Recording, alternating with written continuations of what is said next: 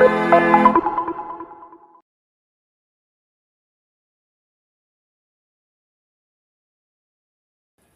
buenas, soy Esteban Jacob, soy un buen físico de Aldea y vamos a hacer otra vez el stand de Chinchastea de energías renovables.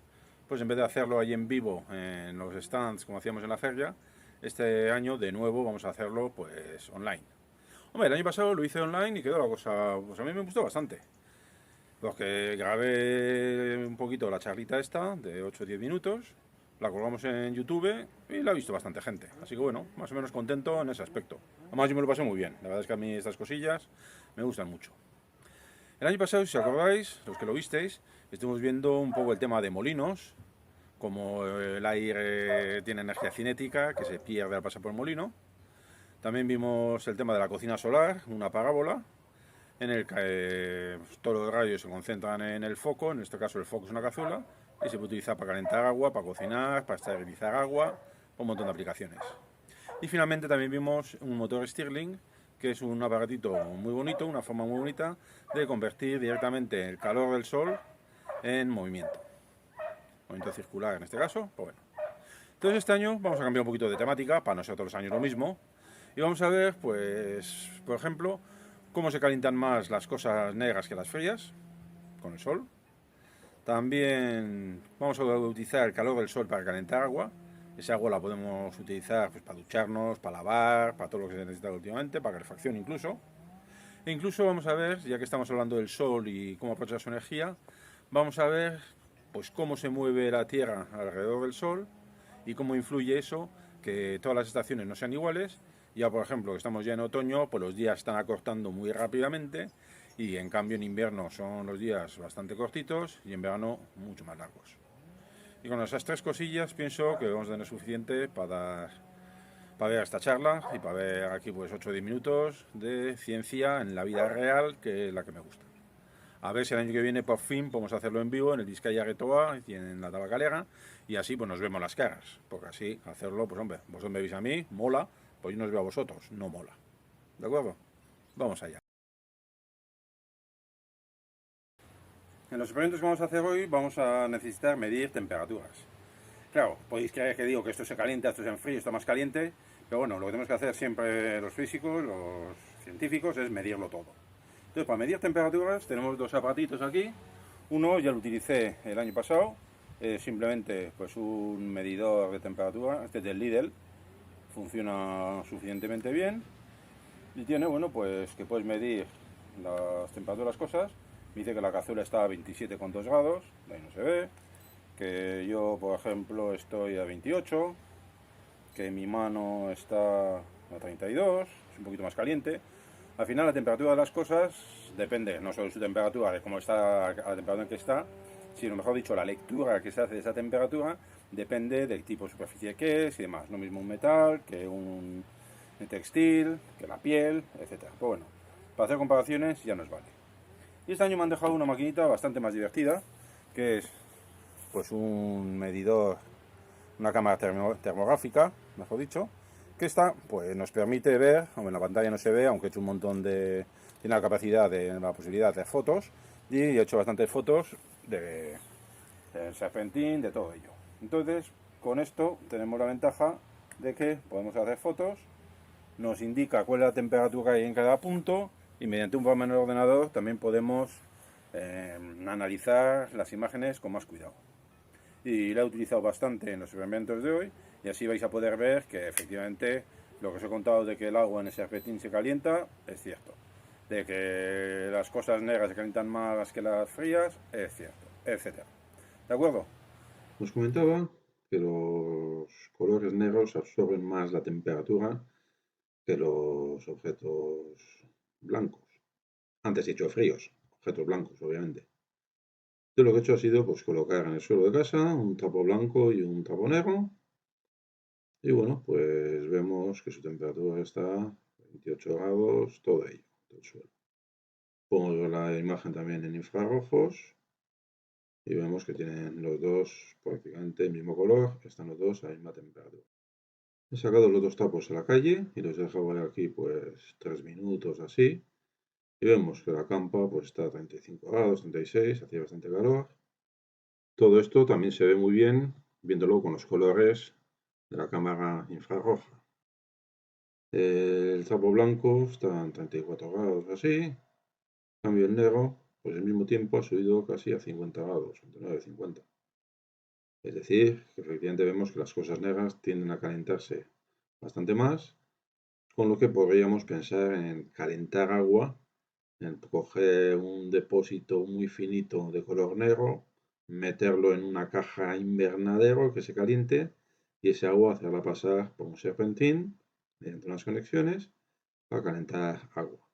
La idea en sí parece bastante factible. Esto es un telurio. Un telurio es un aparato que nos sirve para ver cómo se mueve la Tierra alrededor del Sol y ver también la duración de los días y las noches. En este caso, lo que tenemos es, en vez del Sol, pues una bombilla aquí en la campana esta amarilla.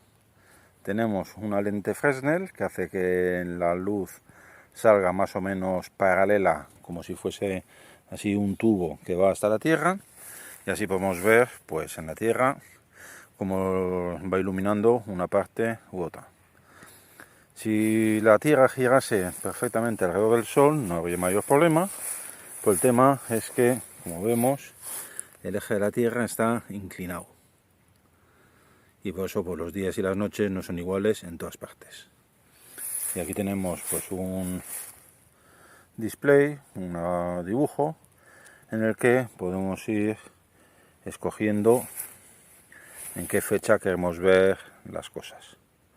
Y una vez que hemos escogido la fecha, por ejemplo estamos aquí en noviembre, entre octubre y noviembre, lo que podríamos hacer es ir dando vueltas a la Tierra y ver pues España, la península ibérica, pues cuando está de día y cuando está de noche. Claro, esto lo estoy haciendo aquí a la luz del día, no se ve mucho. El sol no está plano, no está muy bajo, entonces lo mejor es meternos en una habitación oscura y hacerlo con la bombilla. Aquí vamos a ver el telurio funcionando. Vemos que le hemos puesto la flechita en la zona de junio, esto como si fuese pleno verano. Y aquí vemos que según va avanzando la Tierra, va dando vueltas. He puesto aquí un parche blanco en la península y según va avanzando vemos que el día es largo, largo, largo, se hace de noche y al de un tiempo, pues evidentemente se vuelve a hacer de día. Veis que en Valencia, en Levante, se hace día antes que en Galicia, por eso se llama Levante. Aquí los días son largos, largos, largos y el sol pues está bastante encima de la península a mediodía. Claro, yo muchas veces, sobre todo, me fijo aquí en el Polo Norte. En el Polo Norte sabéis que en verano es de día siempre. Aquí lo vemos. Por muchas vueltas que dé, hay los pobres esquimales todo el día al sol. Bueno, pobres nada, la verdad, ahí lo tienen bien. ¿Qué pasa en la situación contraria? Es decir, si la flechita la llevamos al otro lado, a diciembre, pues vemos que ya los pobres esquimalitos del Polo Norte están de noche constantemente. Y aquí, los que vivimos en el País Vasco, pues se nos hace de día, lo mismo antes a los valencianos que a los gallegos, pero el momento, el tiempo que estamos de día es bastante más pequeñito. Enseguida se mete a la sombra de nuevo. Así que los días son mucho más cortos y encima el sol no se levanta tanto sobre el horizonte. ¿De acuerdo? En el sur, en el hemisferio sur, pasa al revés. Pero bueno, eso ya es más complicado de explicar y aquí simplemente me quiero quedar con que aquí donde vivimos, en invierno los días son más cortos, el sol está bastante más bajito y el sol nos da menos fuerza, menos energía que podemos aprovechar.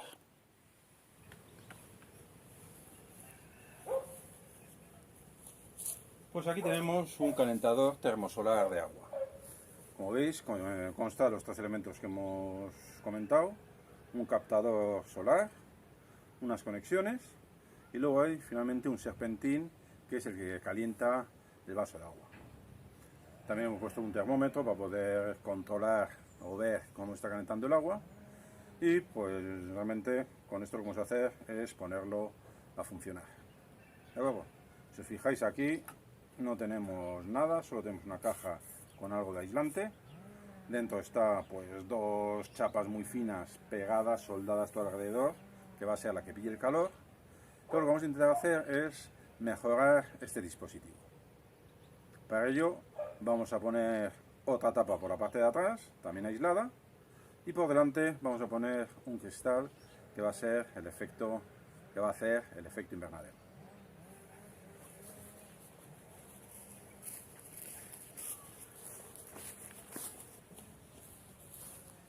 Bueno, pues aquí están las dos piezas que os he comentado. Una de ellas, pues simplemente es una tapa, tiene así un recubrimiento reflectante y debajo hay corcho blanco para que sea aislante. Y esta va a ir en la parte de atrás del colector solar.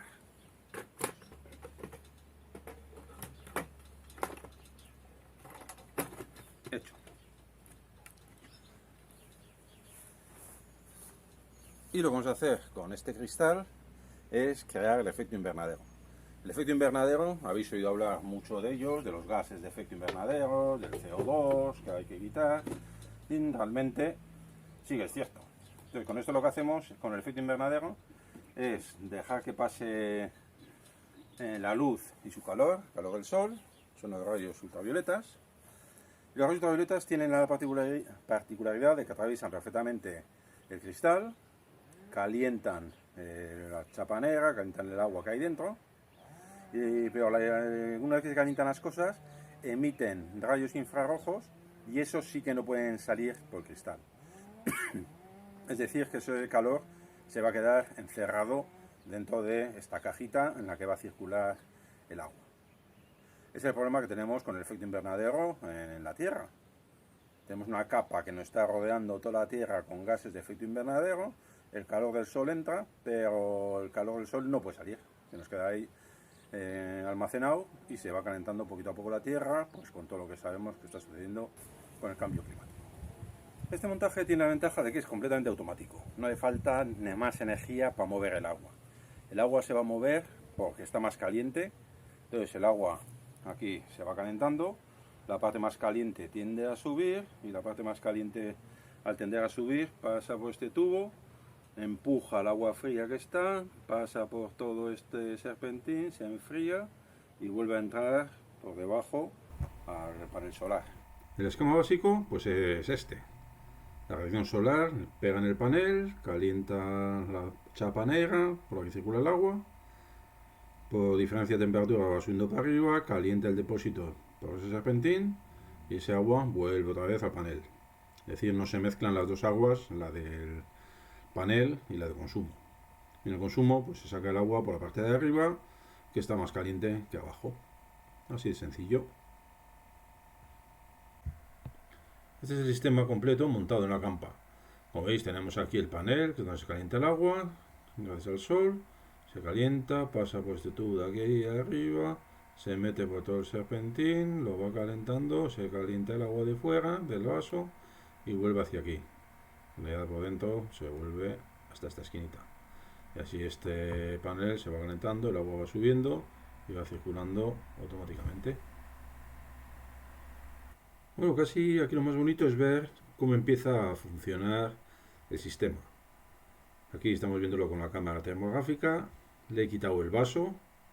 Claro, las cámaras termográficas no son como las películas que te enseñan lo que hay detrás de las paredes.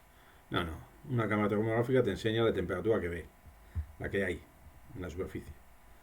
Entonces, bueno, pues aquí lo he tenido funcionando, empezando a funcionar, el agua caliente ya viene por este tubo, entra en el serpentín. Aquí se ve más caliente porque esto es metal, esto aquí es plástico, pues se pierde calor, pues bueno. La historia es que entra por el medio y empieza a calentar el agua que está dentro del serpentín, poquito a poco, va empujando al agua fría y se va calentando el serpentín. Y por eso, pues abajo está el agua a 49 grados, 50, están los tubos, y según vamos subiendo pues van bajando de temperatura más o menos hasta los 34, 35, que sería el calor que tenían los tubos por estar al sol ese día. En cambio, aquí lo tenemos cuando ya ha estado funcionando un tiempo. Vemos que sigue entrando el agua a 50 grados más o menos, que nos viene del panel solar.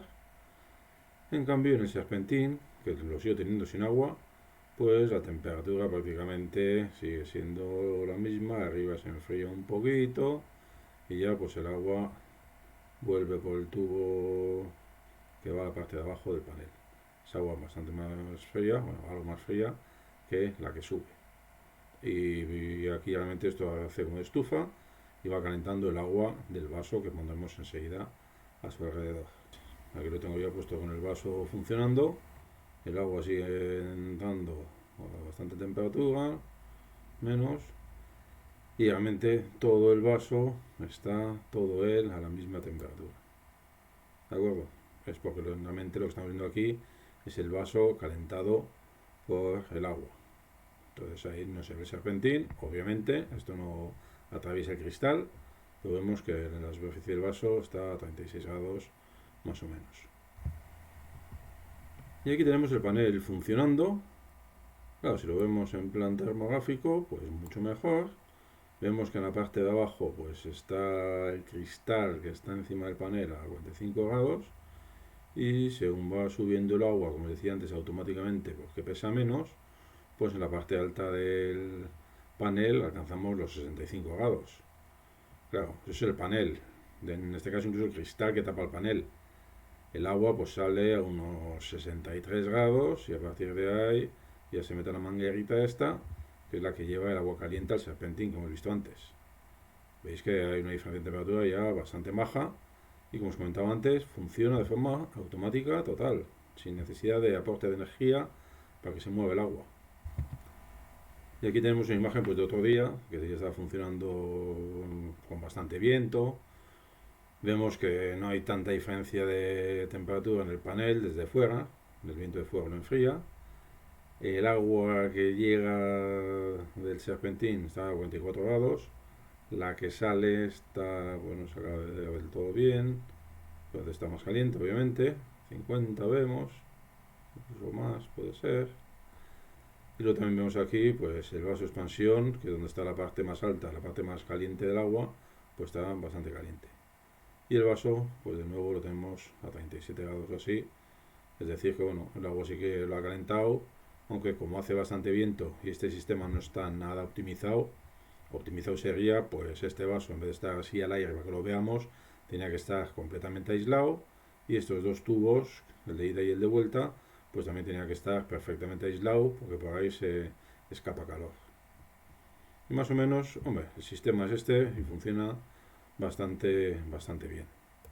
En algunos edificios, por ejemplo en los de la escuela de Eibar, ahí están puestos paneles termosolares para calentar el agua de las duchas y el agua que se utiliza en las cocinas.